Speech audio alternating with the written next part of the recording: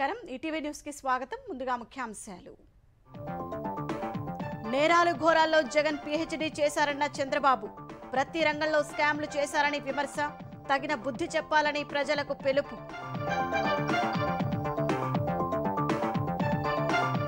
కొత్త హామీలు లేకుండానే వైకాపా మేనిఫెస్టో కొన్ని పథకాలకు స్వల్పంగా పెంపు ఆర్థిక వనరులు సహకరించాక పింఛన్లు పెంచుతామన్న జగన్ మేనిఫెస్టోతో జగన్ చేతులెత్తేశారని తేలిపోయిందన్న చంద్రబాబు తెలుగుదేశం సూపర్ 6 ముందు వైకాపా నవరత్నాలు కలతప్పాయని వ్యాఖ్య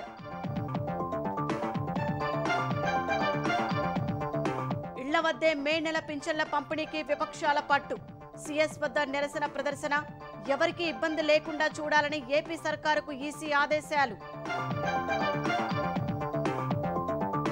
రిజర్వేషన్ రహిత దేశం కోసం భాజపా కుట్ర చేస్తోందన్న రేవంత్ భారాసతో కలిసి కుమ్మక్కు రాజకీయాలు చేస్తోందని మండిపడిన ముఖ్యమంత్రి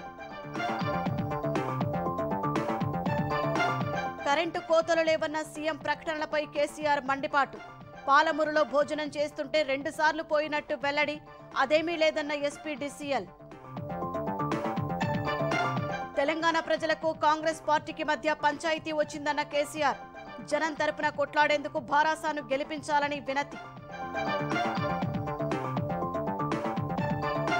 ఆర్చరీ ప్రపంచ కప్ స్టేజ్ 1 టోర్నీలో భారత్ కు 4 పసిడి పతకాలు 3 స్వర్ణాలతో సత్తా చాటిన తెలుగు తేజం జ్యోతి సురేఖ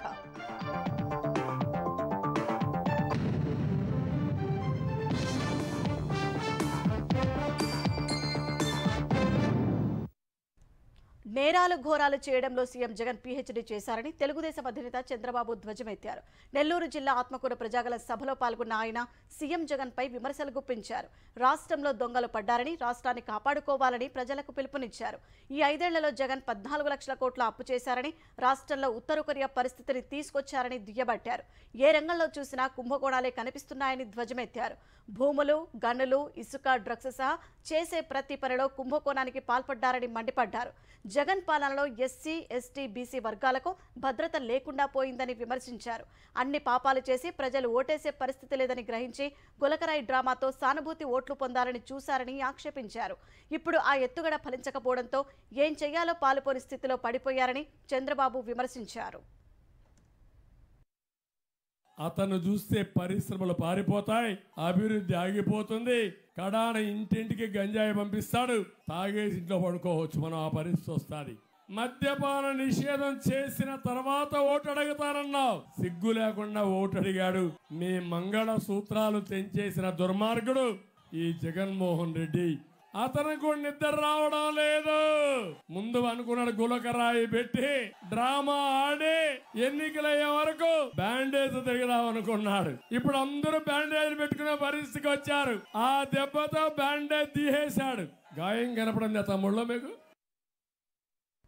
నవరత్నాలను వచ్చే 5 ఏళ్లు కొనసాగిస్తామని వైకాపా హామీ ఇచ్చింది ఈ మేరకు అసెంబ్లీ లోక్సభ ఎన్నికల మేనిఫెస్టోను వైకాపా అధ్యక్షుడు ముఖ్యమంత్రి జగన్ విడుదల చేశారు 9 ముఖ్యమైన హామీలతో 2 పేజీల మేనిఫెస్టోను ప్రకటించారు అమ్మ ఒడి సొమ్మును 15,000 నుంచి 17,000కు పెంచుతామన్న ఆయన దానిలో 2,000 మరుగుదొడ్ల నిర్వహణకు తీసుకుంటామన్నారు వైఎస్ఆర్ చేయూత కాపునేస్తం 0 వడ్డీ పథకం కొనసాగిస్తామని వెల్లడించారు ఆర్థిక వనరులు సహకరిస్తేనే సామాజిక పింఛన్ల పెంపు ఉంటుందని జగన్ చెప్పారు మళ్లీ అధికారంలోకి వస్తే చివరి 2 ఏళ్లు ఏడాదికి 250 చొప్పున పెంచి 3,500 రూపాయల పింఛన్ ఇస్తామని ముఖ్యమంత్రి జగన్ వివరించారు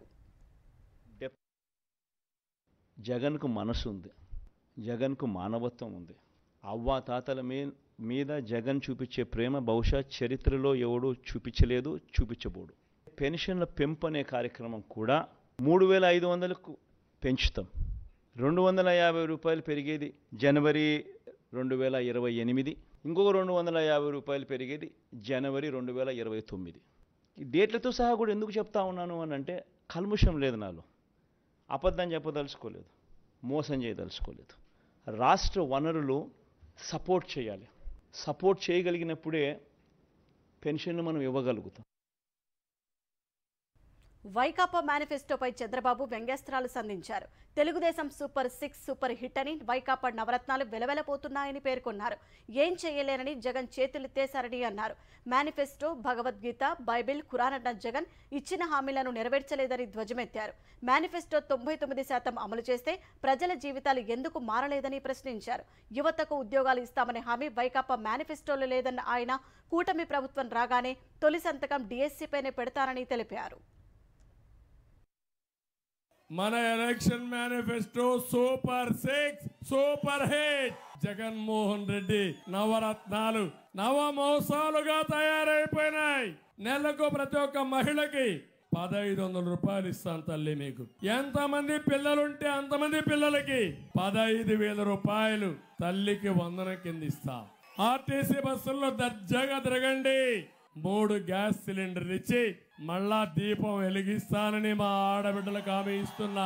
10 లక్షల రూపాయల వరకు డాక్రా సంఘాలకి వడ్డీ లేని రుణాలు ఇస్తానని మీ అందరికి హామీ ఇస్తున్నా. జగన్ ఇచ్చేది మీకు 10 రూపాయలు ఇచ్చి జలగమారిగా 100 రూపాయలు లాగేస్తున్నాడు. మీ ఆస్తులు 1000 రూపాయలు దోచేసుకుంటున్నాడు. నేను ఇచ్చేది 20 రూపాయల్ని 2000, 2 లక్షలు, 2 కోట్లు సంపాదించే మార్గం కూడా మీకు చూపిస్తాను. అన్ని కులాల వారిపైన దౌర్జన్యాలు చేసిన వైకాపా నాయకులకు ఓట్లు అడిగే హక్కు ఎక్కడిదని జనసేన అధ్యక్షుడు పవన్ కళ్యాణ్ ప్రశ్నించారు. కాకినాడ గ్రామీణ నియోజకవర్గంలో ప్రచారం చేసిన పవన్ వైకాపా సర్కారుపై విమర్శలు చేశారు. 30,000 మంది మహిళలు అదృశ్యమైతే జగన్ మాట్లాడటం లేదని దుయ్యబట్టారు. మద్యపాన నిషేధం అమలు చేస్తారని చెప్పిన జగన్ సీఎంలా కాకుండా సారా వ్యాపారిలా మాట్లాడుతున్నారని ఆరోపించారు. స్థానిక వైకాపా నాయకులు కన్నబాబు, ద్వారంపూడి అక్రమార్జనకు, దౌర్జన్యాలకు అంతులేదని విమర్శించారు. ద్వారంపూడికి, కన్నబాబుకు నరకమంటే ఏంటో చూపిస్తానని పవన్ హెచ్చరించారు. గంజాయి ఎక్కువైపోయింది. ఏ మూలకెళ్ళినా, కాకినాడ అర్బన్ వెళ్ళినా, కాకినాడ రూరల్ వెళ్ళినా చిన్న చిన్న బిడ్డలు 16, 17 బిడ్డలు మా గంజాయి అలవాటు అయిపోయిందని చెప్తా ఉంటే నిజంగా చాలా బాధ కలిగింది. బలంగా ఉండాల్సిన యువత, దేశానికి వెన్నెముక అవ్వాల్సిన యువత ఈ గంజాయికి వీటికి మీరు కూర్చోబెట్టి ప్రోత్సహిస్తే డబ్బులు మీ ఆరోగ్యాలు పాడైపోతాయి. కానీ ద్వారంపూడి కానీ కన్నబాబు కానీ డబ్బులు పెరిగిపోతాయి. మళ్ళీ మిమ్మల్ని నలిపేస్తారు. అందుకని ఇది మారాలి అంటే ముఖ్యంగా గంజాయి మీద ఉక్కు పాదం పెట్టి నలిపేస్తాం కూటమి ప్రభుత్వం వచ్చిన తర్వాత. ద్వారంపూడికి, కన్నబాబుకి నరకం అంటే స్పెల్లింగ్ రాయిస్తాం వాళ్ళిద్దరికి. అందుకే నేను పిఠాపురం నుంచే చేస్తున్నా, తూర్పు గోదావరి జిల్లా నుంచే పోటీ చేస్తున్నా. వీళ్ళు అంతు తేల్చడానికి, వీళ్ళ సంగతి తేల్చడానికి ఉన్నాను ఇక్కడ. వైకాపా సర్కార్ హయాంలో మద్యం అమ్మకాల్లోనే అభివృద్ధి కనిపిస్తోందని కాంగ్రెస్ ఆంధ్రప్రదేశ్ అధ్యక్షురాలు వైఎస్ షర్మిల విమర్శించారు. అనకాపల్లి జిల్లా పాయకరావుపేట, అల్లూరి సీతారామరాజు జిల్లా పాడేరు, అరకులో ఎన్నికల ప్రచారం చేసిన షర్మిల ఏపీకి ప్రత్యేక హోదా అంశాన్ని ప్రజలు మర్చిపోయేలా చేస్తున్నారని దుయ్యబట్టారు. కాంగ్రెస్ అధికారంలోకి వస్తే 10 ఏళ్లు ప్రత్యేక హోదా వస్తుందని చెప్పారు. చక్కెర పరిశ్రమలు మూతపడితే తెరిపించాలనే ఆలోచన కూడా జగన్ సర్కారుకు లేదని ఆమె ఆరోపించారు. రాజధాని కూడా కట్టలేని నేతలకు ఓట్లెందుకు వేయాలని షర్మిల ప్రశ్నించారు. ఒక్కసారి ఆలోచన చేయండి, ఎలా తయారైంది మన రాష్ట్రం?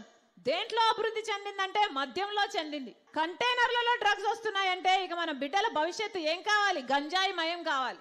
పూర్తి మద్యపాన నిషేధం చేయకపోతే ఓట్లే అడగనన్నాడు. పూర్తి మద్యపాన నిషేధం మేనిఫెస్టోలో పెడుతున్నాను అన్నాడు.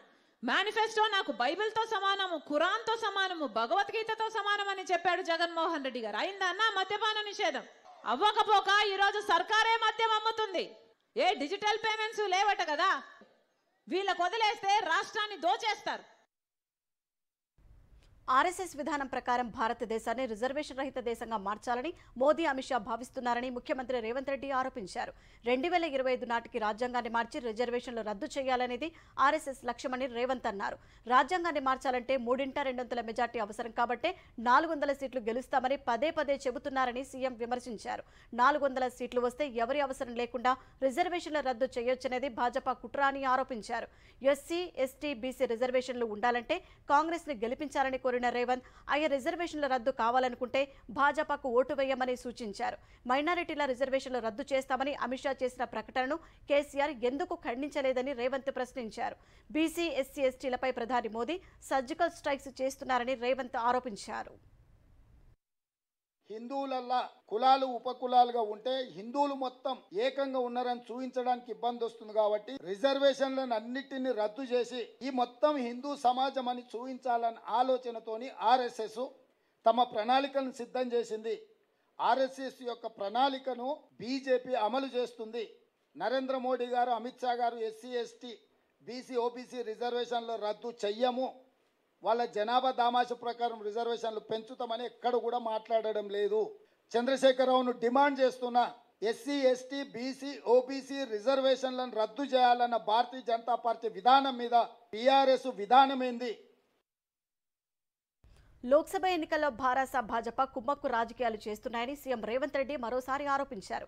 మల్కాజ్గిరిలో భాజపానే గెలుస్తుందని చెప్పిన ఎమ్మెల్యే మల్లారెడ్డిపై భారాస ఎందుకు చర్యలు తీసుకోలేదని ప్రశ్నించారు.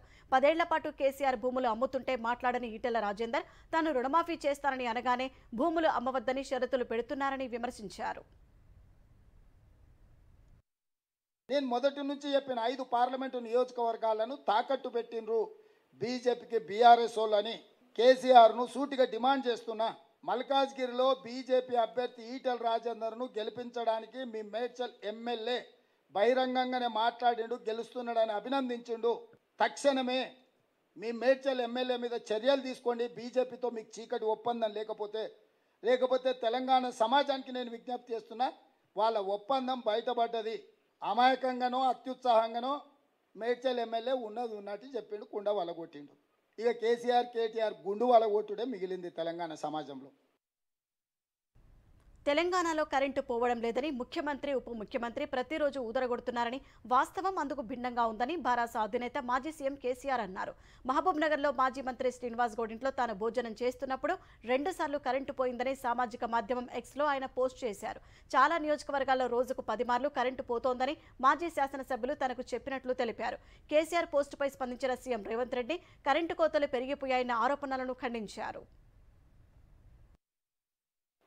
ఆయన మహబూబ్నగర్ పోయిందంట, తింటుంటేనే 2 సార్లు కరెంటు పోయిందంట. ఏమైనా బకాసూరు నువ్వు అరణాయన రోజంతా తినడానికి ఎంతసేపు తింటావా? 10 నిమిషాలు 15 నిమిషాలు తింటాం తిండి తింటే. సేమ్ ఇట్లనే హౌల మాటలు మాట్లాడింది. సూర్యాపేటలో పోయి పార్టీ ఆఫీస్లో ప్రెస్ మీట్ పెట్టినప్పుడు కరెంటు పోయిందని. నేను మా అధికారులు అడిగితే వాళ్ళకి అధికారికంగా కనెక్షనే లేదు సార్, వాళ్ళు జనరేటర్ మీద ఉన్నారు, ఆ పొట్టైన జనరేటర్లో కట్టబెట్టినట్టు ఆగింది సార్ అని మా అధికారులు చెప్పాను. 10 ఏళ్ళు ముఖ్యమంత్రిగా పనిచేసి ఈరోజు ప్రధాన ప్రతిపక్ష నాయకుడు ఉన్న కేసీఆర్కి ఇంత అసహనం, ఇన్ని అబద్ధాలు ఎందుకు? ఏం అధికారం లేకపోతే సస్తమా? ఏమవుతుందా? ఊపిరాకి చచ్చిపోతావు. కేసీఆర్ మహబూబ్ నగర్ పర్యటనలో ఎలాంటి విద్యుత్ అంతరాయం లేదని Mahabub Nagar operation superintendent of engineer ఓ ప్రకటనలో తెలిపారు. మాజీ మంత్రి శ్రీనివాస్ గౌడ్ ఇంటి చుట్టుపక్కల విద్యుత్ శాఖ అధికారులు విచారణ చేపట్టగా ఎలాంటి అంతరాయం లేదని స్థానికులు చెప్పినట్టు ఎస్సీ వెల్లడించారు. విద్యుత్ అంతరాయం ఏర్పడితే సబ్స్టేషన్ ట్రాన్స్ఫార్మర్స్ రికార్డులో నమోదు చేస్తారని, అసలు కేసీఆర్ పర్యటన సమయంలో విద్యుత్ అంతరాయమే లేదని ఎస్సీ స్పష్టం చేశారు. మోసపూరిత హామీలతో అధికారంలోకి వచ్చిన కాంగ్రెస్ పార్టీ వాటిని అమలు చేయకుండా ప్రజలను ఇబ్బందులు పెడుతోందని భారాస అధినేత కేసీఆర్ ధ్వజమెత్తారు. లోక్సభ ఎన్నికల ప్రచారంలో భాగంగా నాగర్ కర్నూల్లో భారాస ఎంపీ అభ్యర్థి ఆర్ఎస్ ప్రవీణ్ కుమార్ కు మద్దతుగా రోడ్ షో నిర్వహించిన కేసీఆర్ కాంగ్రెస్ పాలనలో కొనుగోలు కేంద్రాల్లో ధాన్యం కొనే పరిస్థితి లేదన్నారు. భాజపా తెలంగాణకు అక్కరకు రాని చుట్టమన్న కేసీఆర్ ప్రధాని మోదీ 100 నినాదాలు చెప్పారు, ఒక్కటైనా జరిగిందా అని ప్రశ్నించారు. తెలంగాణ ప్రజలకు కాంగ్రెస్ పార్టీకి ఇప్పుడు పంచాయతీ వచ్చిందని, ప్రజల తరపున కొట్లాడేందుకు కేసీఆర్ ను గెలిపించాలని కోరారు. మరి తెలంగాణ ప్రజలకు కాంగ్రెస్ కు పంచాయతీ పడ్డది. ఇప్పుడు మరి ప్రజల తరపున పంచం ఎవరు? ఇప్పుడు కేసీఆర్ అనా? కేసీఆర్ కొట్లాడన్నా? యుద్ధం చేద్దామా? ఈ దుర్మార్గ కాంగ్రెస్ ప్రభుత్వం మెడలు వంచానంటే నాకు మీ బలం ఇయ్యాలి. ఇక్కడ చదువుకున్నటువంటి మాజీ ఐపీఎస్ అధికారి మన ప్రవీణ్ కుమార్ గెలవాలి. అలంపూర్ లో పుట్టిన బిడ్డ, సొంత గడ్డకు సేవ చేయాలని మీ ముందుకు వచ్చినాడు. దయచేసి మీ బలాన్ని ఇస్తే ప్రవీణ్ కుమార్, నేను, మిగతా బృందం అందరం కలిసి ఈ ముఖ్యమంత్రి మెడలు వంచి మన అన్ని హామీలు కూడా అమలు చేయిస్తామని మనవి చేస్తా ఉన్నా. ప్రభుత్వ ఉన్నతాధికారుల పొరపాటు, నిర్లక్ష్యం, దురుద్దేశం వల్ల 33 మంది వృద్ధులు పింఛన్ల కోసం వచ్చి ప్రాణాలు కోల్పోయారని తెలుగుదేశం ఆరోపించింది. పెన్షన్ పంపిణీకి సహేతుక నిర్ణయం తీసుకోవాలని కోరుతూ ఎన్డీఏ కూటమి నేతలు ఏపీ ప్రభుత్వ ప్రధాన కార్యదర్శికి వినతిపత్రం ఇచ్చారు. మే నెలలో పెన్షన్ పంపిణీలో ఒక్క ప్రాణం పోయినా సీఎస్ జవహర్ రెడ్డి బాధ్యత వహించాలని తెలుగుదేశం నేత వరలరామయ్య హెచ్చరించారు. అనంతరం సీఎస్ నుంచి స్పష్టమైన హామీ రాకపోవడంతో ఎన్డీఏ కూటమి నేతలు సచివాలయంలో ఆకస్మిక ధర్నాకు దిగారు. సీఎం, సీఎస్ కార్యాలయాలు ఉండే మొదటి బ్లాక్ వద్ద మెట్లపై బైఠాయించి ఆందోళన చేశారు. ఇంటింటికి పింఛన్లు పంపిణీ చేయాలని డిమాండ్ చేశారు.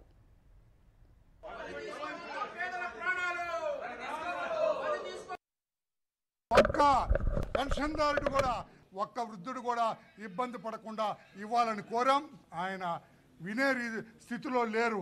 పెన్షన్ల తరఫున పోరాటం చేస్తున్నాం. అదే విషయాన్ని చీఫ్ సెక్రటరీ గారికి చెబితే చాలా నిర్లక్ష్యం వహించారు ఆయన. ఒక్క ప్రాణం పోయినా ముఖ్యమంత్రి జగన్మోహన్ రెడ్డి గారు, చీఫ్ సెక్రటరీ జవహర్ రెడ్డి గారే బాధ్యత వహించాలని తెలియజేస్తున్నాం. అంతకుముందు లబ్ధిదారులకు ఇబ్బందులు లేకుండా పెన్షన్లు పంపిణీ చేయాలని ఏపీ ప్రభుత్వాన్ని ఎన్నికల సంఘం ఆదేశించింది. పెన్షన్ సహా నగదు బదిలీ పథకాలకు అనుసరించాల్సిన మార్గదర్శకాలను మార్చి 30నే జారీ చేశామని, వాటికి అనుగుణంగా పెన్షన్ పంపిణీ చేయాలని సీఎస్ జవహర్ రెడ్డికి ఈసీ సూచించింది. శాశ్వత ఉద్యోగులతో పెన్షన్ పంపిణీ చేయించవచ్చని గత ఆదేశాల్లోనే స్పష్టం చేసినట్టు ఈసీ గుర్తు చేసింది. పెన్షన్ పంపిణీ వ్యవహారంలో ప్రభుత్వ తీరుపై చాలా ఫిర్యాదులు వచ్చాయని తెలిపింది. లబ్ధిదారులకు తీవ్ర ఇబ్బందులు ఎదురైనట్టు తమ దృష్టికి వచ్చిందన్న ఈసీ ఎలక్ట్రానిక్ విధానాలు సహా ఉద్యోగుల ద్వారా పెన్షన్ పంపిణీ చేయవచ్చని వెల్లడించింది. ఎన్నికల నియమావళి అమల్లో ఉన్నందున లబ్ధిదారులకు ఇబ్బందులు లేకుండా పెన్షన్ పంపిణీ చేయాలని సూచించింది. ఇందుకోసం వాలంటీర్ల స్థానంలో ప్రభుత్వ ఉద్యోగులకు పెన్షన్ పంపిణీ చేసే బాధ్యతలు అప్పగించాలని తెలిపింది. ఆంధ్రప్రదేశ్ అసెంబ్లీ ఎన్నికల నామినేషన్ల పరిశీలన పూర్తయిన తర్వాత 2705 నామినేషన్లు ఆమోదించినట్టు ఎలక్షన్ కమిషన్ తెలిపింది. అసెంబ్లీ ఎన్నికలకు 3644 మంది అభ్యర్థులు నామినేషన్లు వేయగా 2705 నామినేషన్లు ఆమోదం పొందినట్టు ఈసీ వెల్లడించింది. అసెంబ్లీ ఎన్నికలకు సంబంధించి 939 మంది అభ్యర్థుల నామినేషన్లను తిరస్కరించినట్టు వెల్లడించింది. ఈ ఎన్నికల్లో అత్యధికంగా తిరుపతి శాసనసభ స్థానానికి 52 నామినేషన్లు దాఖలవగా అత్యల్పంగా చోడవరం నియోజకవర్గంలో 8 నామినేషన్లు దాఖలయ్యాయి. ఏపీలోని 25 లోక్సభ స్థానాలకు 686 నామినేషన్లు దాఖలు కాగా 503 మంది అభ్యర్థుల నామినేషన్లు ఆమోదం పొందాయి. 183 మంది నామినేషన్లను ఈసీ తిరస్కరించింది. గుంటూరు లోక్సభ స్థానానికి అత్యధికంగా 47 నామినేషన్లు దాఖలైతే శ్రీకాకుళంలో 16 నామినేషన్లు వచ్చాయి. ఈ నెల 29న నామినేషన్ల ఉపసంహరణ గడువు ముగిసిన తర్వాత అభ్యర్థుల తుది జాబితాను ఈసీ ప్రకటించనుంది. శ్రీకాకుళం జిల్లా పలాస నియోజకవర్గంలో ఎన్నికల అధికారులతో మంత్రి అప్పలరాజు వాగ్వాదానికి దిగారు. నిబంధనలకు విరుద్ధంగా ఉందని వైకాపా ప్రచార రథాన్ని ఎన్నికల అధికారి ఆశాలత ఆపగా అప్పలరాజు ఆమెపై ఆగ్రహం వ్యక్తం చేశారు. ప్రచార రథం ₹1,00,000 ఆవిడకి ఇచ్చేయండంటూ తన అనుచరులకు చెప్పారు. మీ ఇష్టం వచ్చినట్లు తయారు చేసి వాహనం ఇవ్వాలని, అప్పుడు వాడుకుంటామని తీవ్ర స్వరంతో అన్నారు. నిబంధనలు చెబుతుంటే గొడవకు దిగుతారేంటని అధికారి ఆశాలత ప్రశ్నించగా ఏ నియోజకవర్గంలో లేని నిబంధనలు పలాసలోనే ఎందుకని మంత్రి ఆవేశంతో ఊగిపోయారు. ఇంకోసారి ప్రచార రథం ఆగితే బాగోదని, ఎవరికి ఫిర్యాదు చేసుకుంటారో చేసుకోండని మంత్రి అప్పలరాజు హెచ్చరించారు.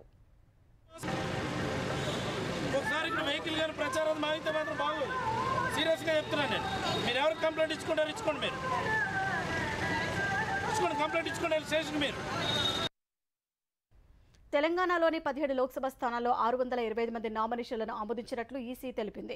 ఈ 17 స్థానాలకు 893 మంది నామినేషన్లు దాఖలు చేయగా వాటిలో 268 మంది నామినేషన్లు తిరస్కరణకు గురైనట్టు వెల్లడించింది. మల్కాజ్గిరిలో 114 మంది నామినేషన్లు వేగా 77 మంది పత్రాలు తిరస్కరణకు గురైనట్టు తెలిపింది. ఇక్కడ 37 మంది నామినేషన్లు ఆమోదం పొందినట్టు వివరించింది.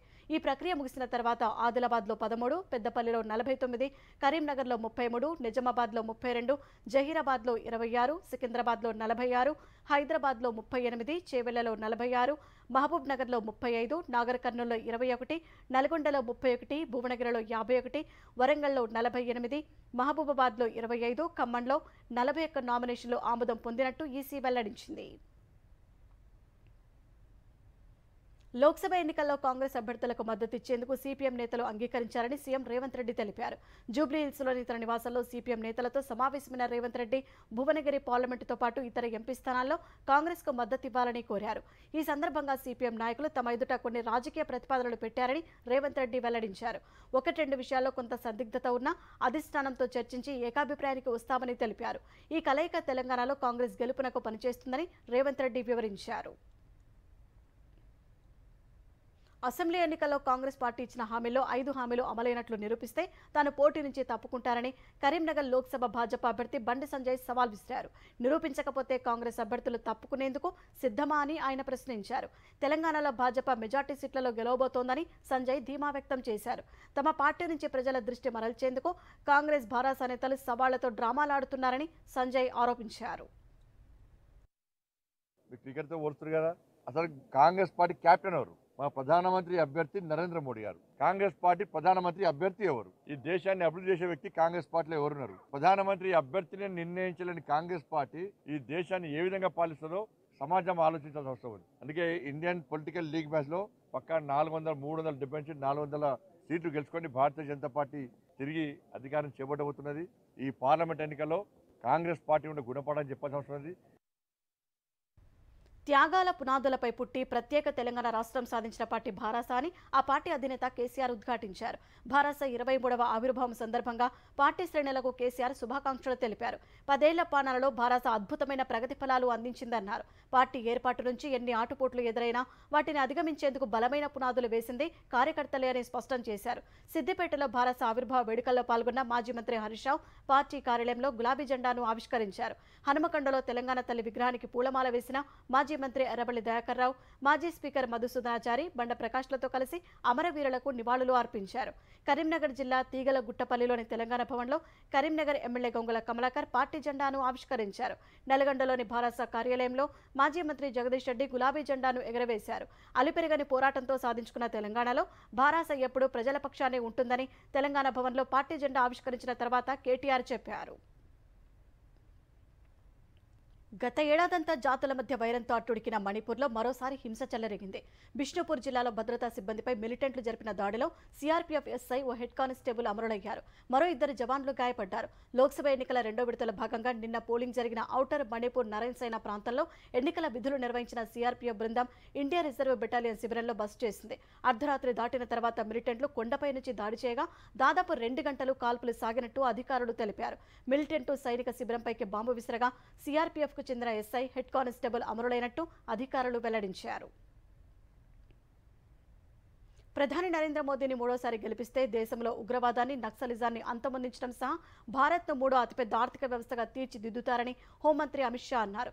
గుజరాత్ పోర్బందర్లో నిర్వహించిన ప్రచార సభలో పాల్గొన్న కేంద్ర మంత్రి ఆర్టికల్ 370 రద్దును వ్యతిరేకించిన కాంగ్రెస్ అగ్రనేత రాహుల్ గాంధీ కశ్మీర్లో రక్తం ఏరులై పారుతుందని బెదిరించినట్లు తెలిపారు. 5 ఏళ్లలో రక్తం ఏరులై పారటం పక్కన పెడితే కనీసం ఎవరు రాయి కూడా విసిరే ధైర్యం చేయలేదని షా గుర్తు చేశారు. మన్మోహన్ ప్రధానిగా ఉన్నప్పుడు పాక్ నుంచి ఎవరైనా వచ్చి దేశంలో బాంబులు వేసేవారని ఆరోపించారు. ప్రధానిగా మోదీ ఉన్నారనే విషయం మరిచి ఉరీ, పుల్వామా దాడులకు పాల్పడితే 10 రోజుల్లోనే పాక్ గడ్డపై వైమానిక దాడులు చేసినట్టు అమిత్ షా గుర్తు చేశారు. కాంగ్రెస్ మేనిఫెస్టోలో ముస్లింలకు ప్రత్యేక హామీ ఇచ్చారంటూ ప్రధాని నరేంద్ర మోదీ చేస్తున్న విమర్శలపై ఏఐసీసీ అధ్యక్షుడు మల్లికార్జున ఖర్గే మండిపడ్డారు. ప్రధాని మోదీ అసత్యాలు ప్రచారం చేస్తున్నారని ఖర్గే విమర్శించారు.